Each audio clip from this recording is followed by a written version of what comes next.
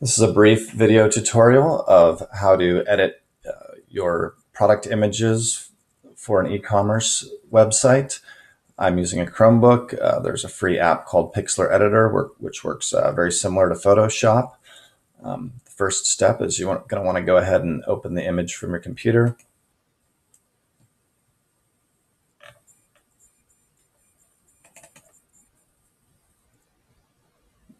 Once your image has loaded, the first step you're going to want to do is change the orientation of your image so that it's straight. I think one thing that you could do is you could rotate the canvas. I found that even when you rotate the canvas using these preset options, it's rarely perfectly straight. So instead, I use what's called free transform, which is under the edit menu. You move the pointer over to the corner and it changes to that little circular arrow, which allows you to adjust this as you will. You can use the crosshair in the middle to help you determine what is straight up and down. Once you've gotten to where you're satisfied, press enter. Next step is going to be a crop. There are a couple options here. You can crop using aspect ratio or output size, or I guess you could do a free crop as well.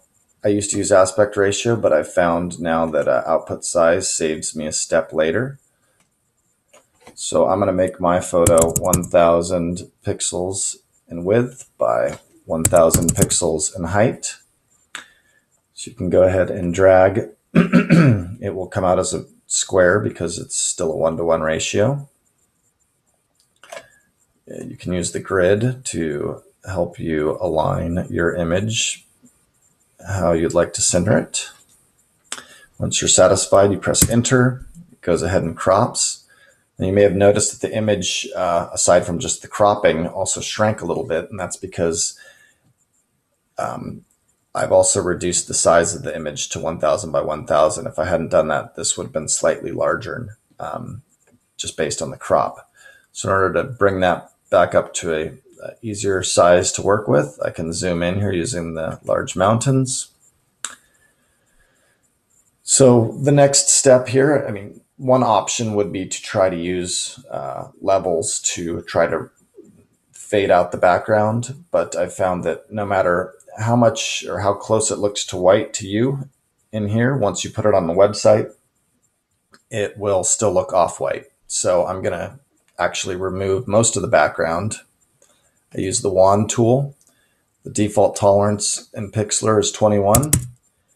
I actually go with a pretty low tolerance of 3. You can click in one corner. Actually, that's selected quite a bit of the image.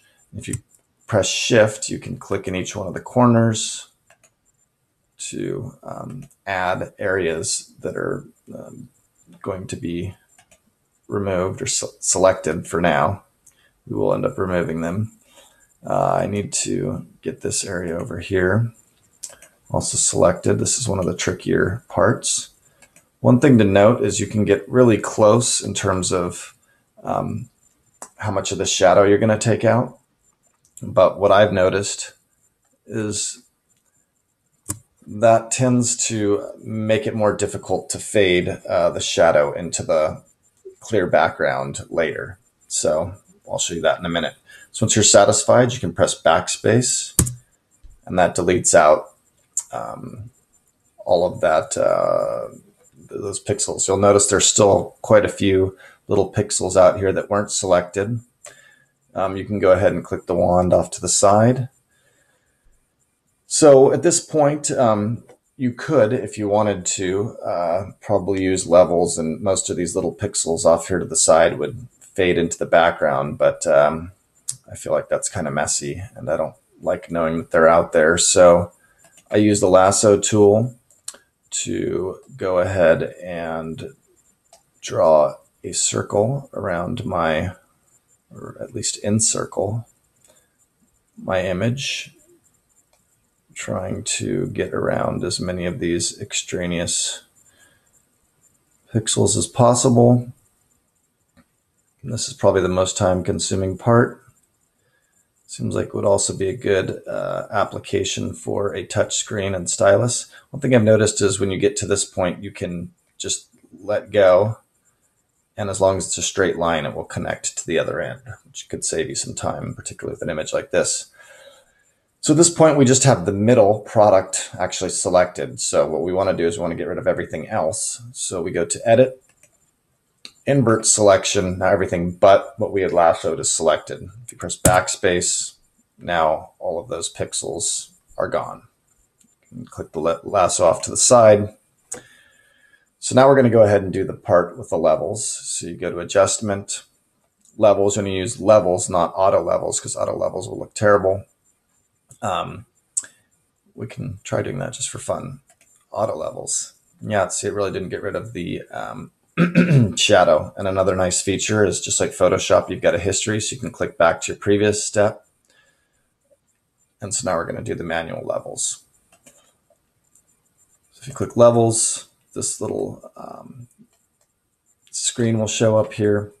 So you're going to want to go ahead. First thing is adjust the white input. Drag this to the left. And you can see the shadow starting to fade. And if you drag this too far, your image itself will start to get washed out. So you really need to find that fine line where the shadow is just going from being blotchy to being kind of a smooth fade. You still want some shadow there, though, because that helps make your product look more realistic. Some people add the shadow after the fact. I think this actually looks the most realistic. So when you found that, you can go ahead and stop. It's usually right about where this main block of the pixel colors is. Then go over to the black input levels, and go ahead and add back in some of this, darken that up. Again, this could go too far. I usually go somewhere between 10 and maybe as much as 30 for some pictures. For this one, it seems pretty good, so I'm just going to go with 10. And then I also adjust the mid-tones a little bit, down as low as 0.85, but here I'm just going to go, we'll say 0.91. So when you're happy with that, you can go ahead and press OK. So at this point, you're pretty much just about done. You can go ahead and press Control S to save. I like to change the file name slightly so that I don't save over my original photo in case I ever want to go back and try redoing it. You can save it as a JPEG. And in terms of your quality, I try to get the most quality I can while still keeping the size under 100 kilobytes. So if I drag this over to, let's say, 93, I still got a little bit more to go. I can get all the way up to probably 95. So I'm under 100 kilobytes. That will ensure that I've got sufficient file size and the resolution will be good enough, but at the same time, it shouldn't cause my website page to load too slowly due to the too large of an image size. So at this point, I'm basically done. I can go ahead and close it out. No, I don't need to save it again because I just did. And that concludes today's tutorial. Hope you enjoyed it. Thanks so much.